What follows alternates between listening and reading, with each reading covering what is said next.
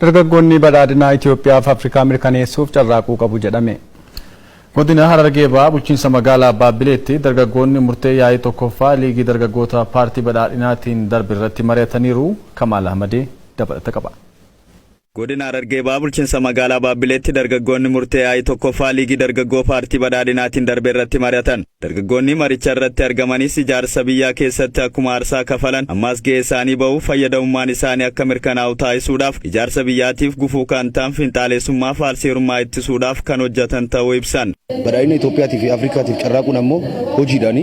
Isa sana ammoo nuti hojii hunda keessatti hirmaachuu tokko gama nageenyaatiin keessaa'uu gama nageenyaatiin finxaaleeyyii lamaan finxaaleeyyii takkaffaan garaa amantiitiin finxaaleeyyii jiru isa lammaffaan finxaaleeyyii siyaasaati isaan kan irratti dargaggeessi adda durummaadhaan qabsoofne waa'ee isaan harkisanii fedhii dhuunfaa isaaniitiif dargaggeessa olfachuu barbaadan kana nuti dargaggeessi hubannoo gahaa harkannee jalaa dhaabbannee ilaaluu yoo xiqqaatte ijaarsa biyyaa irratti nageenya waaraa fiduu keessatti wantoota garaagaraatu jira.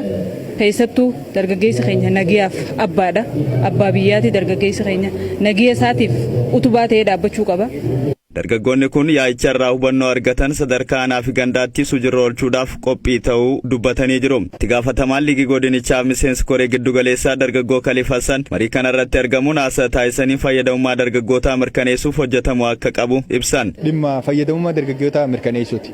Ajandaan bal'aan amma akka biyyaattis jiru humni nama barate bal'inaan dabalaa jira. Gama mootummaatiin carraan hojii baay'een uumamullee ammas dargaggoonni keenya diinagdeedhaan akka ijaaramaniif sadarkaa barbaadamurra hin geenye.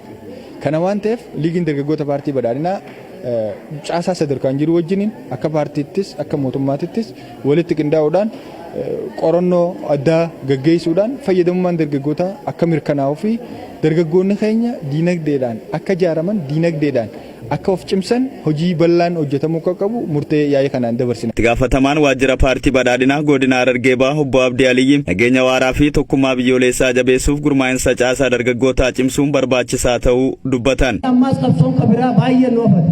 Hiyyummaa keessaa hawaasa keenya hin baafne tajaajila hawaasa keenya argachuu qabu hin argachiifne dargaggeessi keenya abbaa diinagdee hin taane sirna qabanne malee sirna irraa fayyadamaa hin taane finxaaleeyyiin qorumsa garaagaraatiin nurra jira.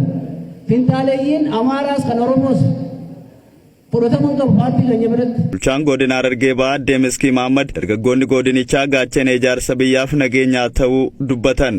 Dargaggeessi godina Harargee Bahaa gaachana jijjiirama kanaati.